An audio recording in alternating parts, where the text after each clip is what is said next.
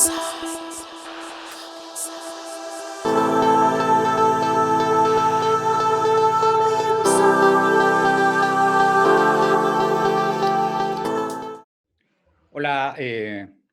hola a todos.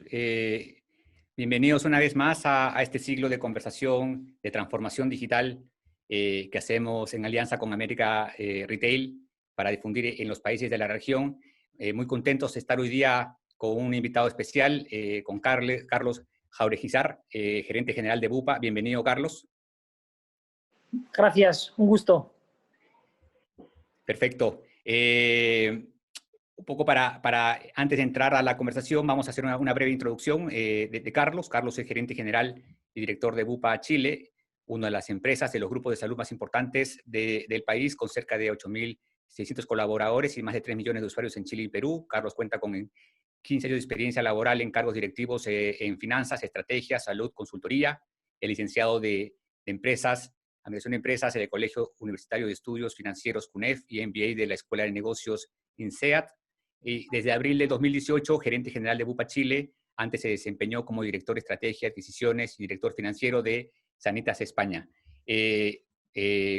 Vamos a, Carlos, empezar probablemente preguntándote si nos puedes, poco para la audiencia que nos escuchan de varios países y que de repente no conocen mucho de Bupa, si nos puedes contar qué es Bupa Chile, cuáles son las empresas del grupo, cuáles son sus servicios, su presencia en los mercados donde trabajan. Fenomenal. Pues Bupa Chile es una compañía que forma parte del grupo Bupa, que es un grupo internacional de salud, que participa tanto en la parte aseguradora como en la parte de prestación y tiene presencia en más de 100 países, pero principalmente en Reino Unido, España, Australia, India, México, Brasil y otros muchos países. Y Chile forma parte de esos países que forman parte de la familia Bupa.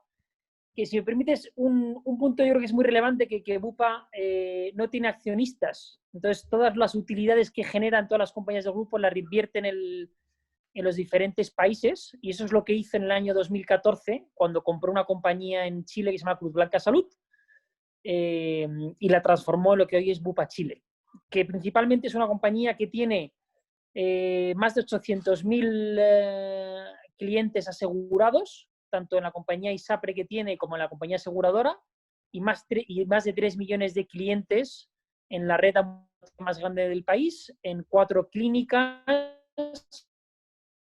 en el laboratorio más grande del país. Entonces, como mencionabas, son más de 8.500 empleados, más de 8.500 colaboradores que trabajan en el grupo.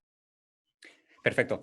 Yo sé que es una pregunta compleja, pero en realidad ustedes tienen una ISAPRE, tienen aseguradoras, tienen centros médicos, tienen clínicas. ¿Cómo es el cliente de Bupa en relación con los servicios que prestan a través de las unidades de negocios? ¿Cómo es el cliente? ¿Cómo se caracteriza? ¿Cómo se comporta? ¿Y cómo ha evolucionado a lo largo del tiempo, al menos desde los últimos años en los cuales tú tienes un poco probablemente más de observación cercana? Pues yo te diría dos puntos. El primero es que nuestro cliente es un cliente muy, muy transversal. O sea, al final, una de las cosas que estamos intentando desde Bupa es hacer que la salud sea más accesible. Es decir, poder tener salud de calidad con las mejores prácticas internacionales, pero de una forma accesible cerca de nuestros clientes. Pues tenemos mucha capilaridad, tanto del norte al sur del país, con una amplitud de marcas y una amplitud de propuestas que nos permiten tener esa capilaridad que te puedes imaginar, y que tener más de 3 millones de clientes no demasiado mucho mérito. Con lo cual yo te diría, primero, es un cliente muy transversal, ¿vale? Y cuando lo analizas desde el punto de vista de edad media, de hombres, mujeres, de ingresos mensuales, la verdad es que yo te diría que una característica principal es la transversalidad. Segundo, ¿cómo ha ido evolucionando? Yo te diría que el sistema de salud en Chile es un sistema complejo, no es fácil de entender. Y yo soy extranjero, que vengo de España, cuando aterrizas en Chile, uno de los principales problemas a los que es el sistema de salud. Y por tanto, yo creo que en esa complejidad el cliente cada vez es más exigente. Quiere entender mejor cómo funciona la salud, cuáles son sus derechos, cuáles son sus coberturas. Y desde Bupa nos hemos preocupado en los últimos años de ser transparentes, de ser claros, que la gente lo entienda. Y eso al final lo que hace es que la gente te exija y te demande cada vez más. Y nosotros hemos ido subiendo el listón. Hay un índice que nosotros medimos que es el NPS, y en los últimos 3 años, en la mayoría de las compañías del grupo, yo te diría que hemos subido entre 10 y 20 puntos el NPS, que es un incremento muy importante, basado principalmente en eso, en dar información precisa, en gestionar bien las expectativas, en dar salud de calidad, y por tanto yo creo que vamos por el buen camino. Sí, perfecto. Antes de entrar de lleno un poco a la satisfacción del cliente y cómo la empresa enfoca la propuesta de valor pensando en el cliente, quisiera, ya que mencionaste tú un poco tu experiencia en España y que conoces también la realidad europea o de países un poco más desarrollados, quizás no pueda evitar preguntarte, y un poco uniendo el tema de los mercados también, y también con la madurez del sector, de la madurez digital del sector. Hay algunos estudios que hablan o que miden el nivel de madurez del sector o transformación digital de los sectores, que dan cuenta que probablemente en los rankings o en las posiciones más avanzadas están los servicios financieros, la banca, las telecomunicaciones, obviamente las empresas de tecnología, y sector privado o private health está más o menos en la medianía de la tabla, no está tan avanzado. Eso es así de real. ¿Están ustedes un poco en la mitad del camino avanzando? ¿Cómo, a nivel de madurez, en qué posición está el sector salud? Y a nivel de mercados, ¿cómo ves Chile respecto de Europa? Sí. Es una magnífica pregunta. Yo te diría que hace 2-3 años el gap que había con Europa en temas de cómo de avanzado estaba el rublo de salud en Chile versus Europa, había un gap relativamente alto. Obviamente es muy difícil de medir, pero si tuviese que darte una cifra, yo te diría que había un gap de 5 o 10 años. Es decir, en Chile las compañías están empezando a hacer lo que se estaba haciendo en España hace 5 o 10 años, con lo cual yo creo que es un gap considerable. Sí que es cierto que la pandemia, la crisis del COVID, ha reducido ese gap.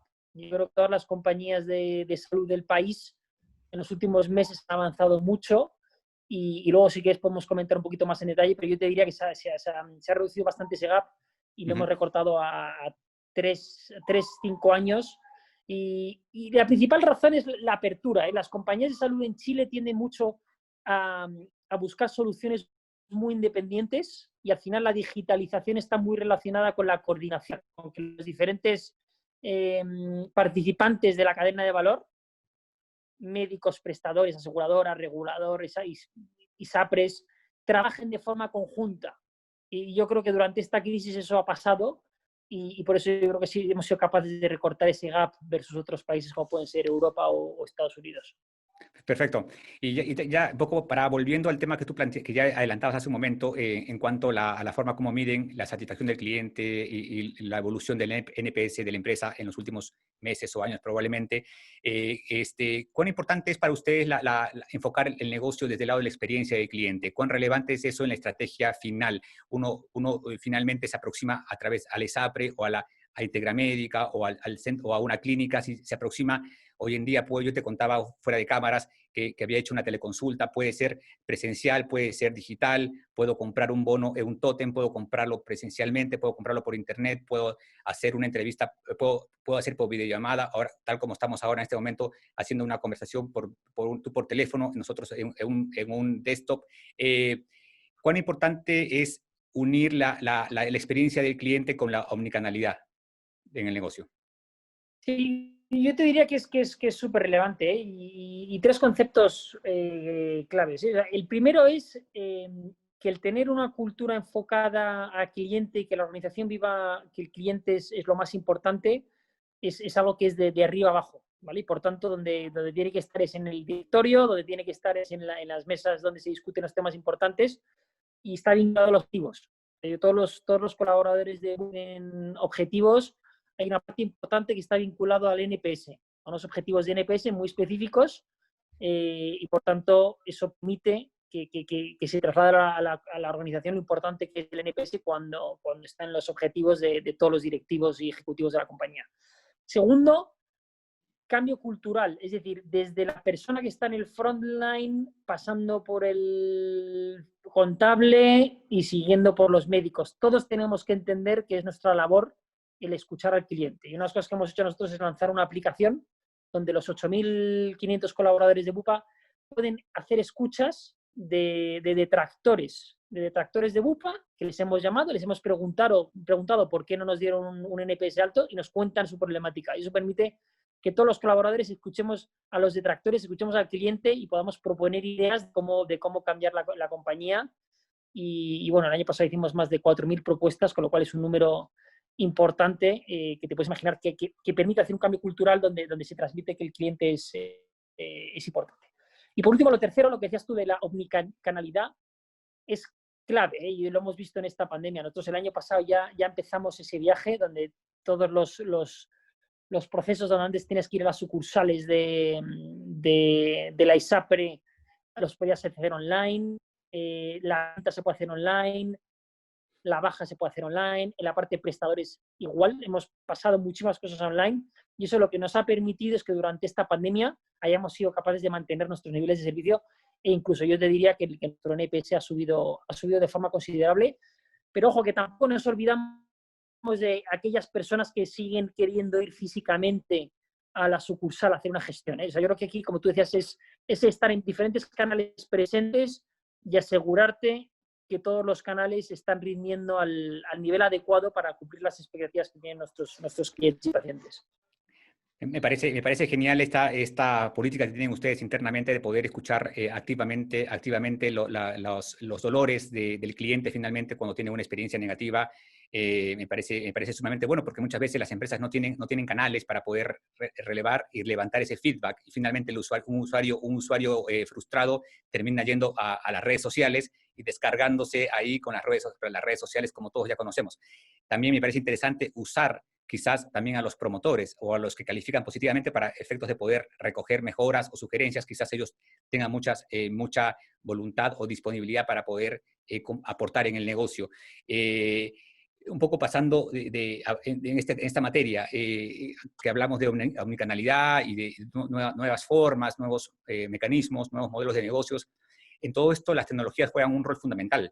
Ya vimos cómo con la tecnología es posible apalancar probablemente crecimientos importantes en determinados servicios. La teleconsulta es uno de ellos.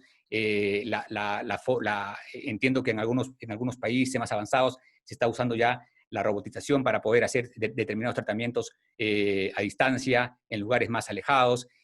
Gracias a las tecnologías como IoT, inteligencia artificial, se pueden hacer una serie de cosas, como por ejemplo analizar grandes volúmenes de información en tiempo real, de tal forma de poder conocer patrones y a los pacientes en forma mucho más concreta. En fin, las nuevas tecnologías, ¿qué rol juegan en la transformación digital de Bupa? Pues yo te diría que un rol clave, ¿eh? No tanto como un objetivo, es decir, no tenemos un objetivo que sea la digitalización, pero sí que es una herramienta clave para conseguir los objetivos que nos hemos marcado. Y por las características que tiene la industria en Chile, que son muy específicas, ¿eh? Como mencionábamos antes, es un país que de norte a sur hay mucha distancia, es un país donde no hay muchos médicos, no hay muchos especialistas, es un país donde el número de camas por habitante todavía sigue siendo bajo comparado con otros países como puede ser en Europa. Por lo tanto, hay muchas iniciativas que nosotros hemos puesto en marcha para intentar reducir esos dolores o esas ineficiencias que tiene el sistema. Y como tú mencionabas, la videoconsulta claramente es uno de ellos. Es decir, la mayoría de los especialistas están en la región de Santiago y por tanto la videoconsulta te permite a gente que está en su desconectarse. Seguimiento de pacientes crónicos también fundamental. En momentos ahora donde la movilidad no es sencilla, el poder tener siguiendo los pacientes crónicos. Y un tercer punto que también ha sido clave durante la pandemia, que es el hecho de poder realizar una cirugía y que el postoperatorio se pueda hacer en la casa de la persona gracias a que la puedes seguir monitorizando vía online. Entonces, al final, eso todo lo que hace es hacer que el sistema sea un poquito más eficiente, que los costes de salud no sigan incrementando, que yo creo que es uno de los problemas que tiene el sistema en Chile, y por tanto, lo que mencionábamos, las digitales son un elemento clave, que el tema de la pandemia nos las ha acelerado y yo creo que ha quedado para quedarse. O sea, claramente, tú lo comentabas, como decías, fuera de micrófono, la experiencia de consulta es suficientemente buena para que cuando ya nos podamos mover libremente, la sigamos usando. Perfecto. Oye, evidentemente todo esto está cambiando bastante. Ahí estamos hablando un poco de la contingencia, estamos hablando de lo que está pasando ahora, probablemente estamos hablando de un horizonte de 6 meses más, pero mi siguiente pregunta es un poco llevarte al futuro y hacerte un poco de futurología. ¿Cómo va a ser la nueva normalidad en el largo plazo? ¿Cómo va a ser en el sector salud? ¿Cómo va a ser la nueva normalidad de Bupa en relación a sus clientes? ¿Cómo va a ser de cara al 2022, al 2023 y más adelante? ¿Cómo se supone que va a operar todo esto en términos de salud, finalmente? Sí. O sea, yo te diría que hay muchas oportunidades, ¿eh? Yo creo que es una oportunidad clara. Yo creo que la crisis o la pandemia ha tensionado mucho a las compañías de salud. O sea, ha habido fuertes impactos y nos hemos tenido que adaptar, pero claramente ahora somos mucho más ágiles, estamos mucho más cerca de los clientes, mucho más cerca de los pacientes y por tanto yo creo que el ser más ágiles, el poder demostrar que puedes trasladar a más de 3.000 trabajadores a trabajar a su casa en un fin de semana y que el lunes las operaciones sigan funcionando bien, yo creo que eso nos permite ser valientes. Y al ser valientes, el poder poner nuevas ideas, nuevos productos, nuevas formas de hacer salud en Chile, que yo creo que es hacia donde va el futuro. Yo creo que cuando compares el 2019 y cómo está el salud de Chile, yo creo que va a haber ahí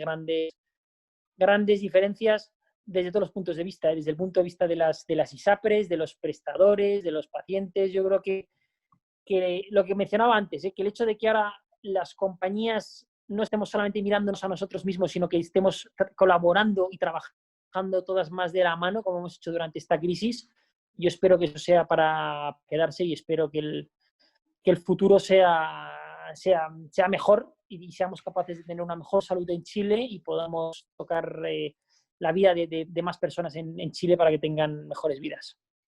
Sí, y todo esto que tú comentabas que en esta pandemia han tenido que acelerar un poco la transformación, han tenido que acelerar proyectos, han tenido que acelerar cosas que seguro estaban en carpeta y que tenían planificado hacerse para más adelante, se han tenido que hacer en poco tiempo. ¿Cómo ha respondido la organización a nivel cultural? ¿Cuán importante ha sido los colaboradores? ¿Cuán importante ha sido el cambio mental? ¿Qué rol ha jugado la transformación cultural en esta transformación digital? Pues te puedes imaginar que un rol clave. O sea, al final los que sacan adelante las compañías y los proyectos son los colaboradores, son los que están ahí en la primera línea y en nuestro caso todos los objetivos que nos habíamos marcado para que nuestros pacientes pudieran seguir recibiendo la atención de salud, los hemos conseguido. Sí que es verdad que en nuestro caso es complicado, porque al final tienes 8.000 colaboradores, de los cuales más o menos la mitad o más de la mitad siguen yendo a los centros médicos y siguen yendo a las clínicas, con lo cual el resto de personas que no estábamos ahí en el front office, o sea, que no estábamos entregando los servicios de salud, de alguna forma queríamos ayudar al resto de colaboradores que estaban teniendo que ir a la clínica o que tenían que estar yendo a los centros ambulatorios, con lo cual yo creo que eso nos ha empujado a todos a dar esa última milla, a esforzarnos un poco más, a poder poner soluciones encima de la mesa para que nuestros médicos puedan seguir atendiendo, con lo cual yo creo que en nuestro caso nos ha ayudado eso, que gran parte de los colaboradores de Bupa seguían yendo a trabajar todas las mañanas y que el resto, aunque se quedaban en casa, teníamos ese sentimiento de que tenemos que ayudar a esas más de 4.000 personas que están todos los días yendo a trabajar de alguna forma y es lo que hemos hecho. Hemos puesto soluciones encima de la mesa para que la gente no se tuviera que trasladar a los centros,